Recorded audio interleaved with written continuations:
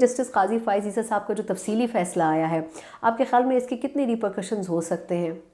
دیکھیے، ایک تو اللہ ان کو زندگی دے، اور اب یہ بات طے ہو گئی الحمدللہ کہ ان کے چیف جسٹس بننے کی راہ میں، کیونکہ اس کے بعد ان کی باری ہے، تو ایک تو یہ obvious ہے کہ انشاءاللہ اللہ ان کو زندہ رکھے، سلامت رکھے، تو اس کے بعد وہ چیف جسٹس بنیں گے۔ دوسری بات کہ حکومت کو شکست ہوئی ہے، اور یہ ثابت ہو گیا ہے کہ ان کے خلاف جو کیس تھا وہ بدنیتی پہ مبنی تھا۔ اور تیسرا یہ بھی ثابت ہو گیا کہ دیکھیں 3 بندے اس کے 4 اس کے بنیادی مجرم قرار پاتے ہیں۔ دیکھیں اس پورے کیس میں کیا ہوا، عدالت عظمیٰ کا کتنا قیمتی وقت ضائع ہوا، کتنے 100 گھنٹے ضائع ہوئے، پورے بینچ کے، کبھی فل بینچ، کبھی پھر اس کے لیے الگ بینچ، پھر FBI کے اور باقی اداروں کے، اور پھر اس پہ کتنے حکومت کے وسائل صرف ہو گئے۔ اب ان کے ذمہ دار کون ہے؟ ذمہ دار کون ہے کہ شہزاد اکبر اور فروغ نسیم،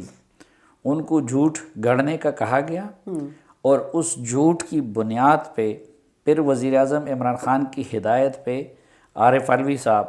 جس کو میں آج کل کہتا ہوں کہ وہ بنیادی طور پر صدر کم اور آرڈیننس فیکٹری کے سربراہ زیادہ ہیں، انہوں نے یہ ریفرنس بھیجا وہاں پہ،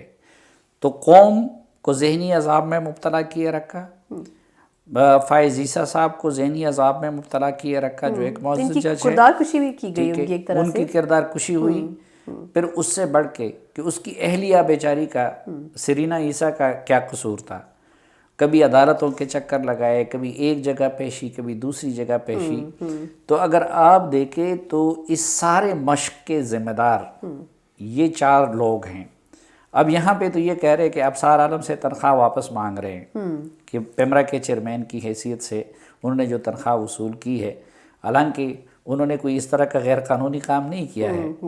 اپوائنٹ ہوئے بیسیکلی۔ تو اگر اس لحاظ سے دیکھا جائے تو پھر یہ جو اخراجات ہوئے ہیں یہ بھی شہزاد اکبر سے اور عارف علوی سے اور عمران خان سے اور ان سے واپس لینے چاہیے، نمبر 1۔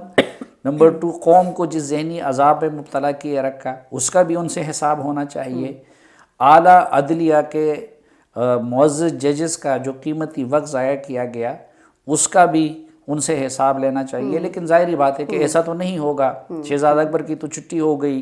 جو کچھ اس نے کرنا تھا، لیکن کوئی اکاؤنٹیبلٹی اب پتہ نہیں وہ ادھر چلا جائے گا۔ فروغ نسیم ہے،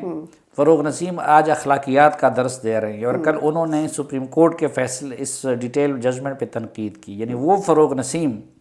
جو ایک لمبے عرصے تک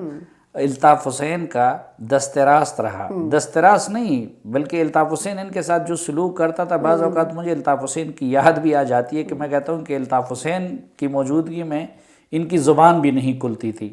لیکن ادھر آ کے ہم نے، عمران خان نے ان کو وزیر قانون بنایا ہوا ہے، اور وہ دوسروں کی عزتوں سے اس طرح کھیلتے ہیں، اور آج وہ اٹھ کے اعلیٰ عدلیہ سپریم کورٹ کے ججز کے فیصلے پہ اس طرح کی تنقیدیں وہ کر رہے ہیں۔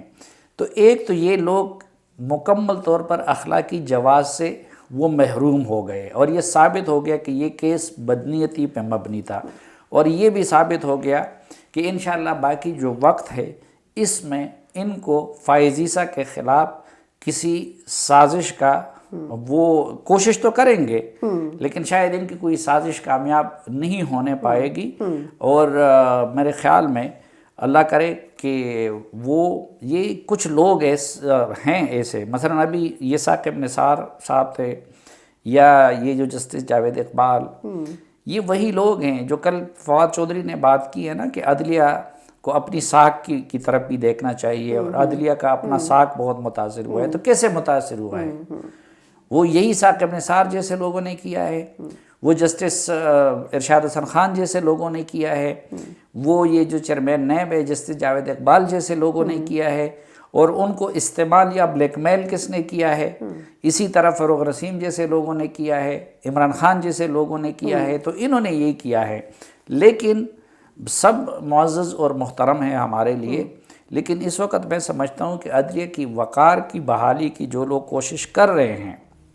اور جان ہتھیلی میں رکھ کے کر رہے ہیں، ان میں جسٹس فائز عیسیٰ ہے، اس میں جسٹس منصور صاحب ہیں، اس میں جسٹس منیب صاحب ہیں، اس میں جسٹس اطہر احمد اللہ صاحب ہیں، تو اسی طرح اور بھی لوگ ہیں لیکن اگر جس الحمدللہ۔ طرح چیف جسٹس بنتے ہیں ممکنہ طور پر فائز عیسیٰ صاحب، تو اس کا مطلب ہے کہ پھر ان کا تو بڑا جو سٹانس رہے گا حکومت کے لیے بڑا سخت رہے گا پھر آنے والے دنوں میں۔ نہیں خیر، ہم ان سے یہ توقع نہیں کرتے، ہم تو ہر جج سے، موجودہ چیف جسٹس صاحب سے بھی ہماری یہ توقع ہے، جو اب دانیال صاحب آ رہے ہیں ان سے بھی ہماری یہ توقع ہے، اور فائز عیسیٰ صاحب سے بھی ہماری یہ توقع اور یہ امید ہے کہ جج نہ ذاتی انتقام کا شکار ہوتا ہے اور نہ وہ کسی کے ہاتھوں بلیک میل ہوتا ہے۔ تو ہم فائز عیسیٰ صاحب بہرحال ابھی تک انہوں نے جو فیصلے دیے ہیں تو انہوں نے ایک باکردار جج کا ثبوت دیا ہے، اس لیے اگر وہ چیف جسٹس بن جاتے ہیں جس کا رستہ روکنے کی یہ ساری سازش تھی اور کوشش تھی، تو میرے خیال میں اس پہ ملک کا اور عدلیہ کا اور ہم سب کی بہتری ہوگی۔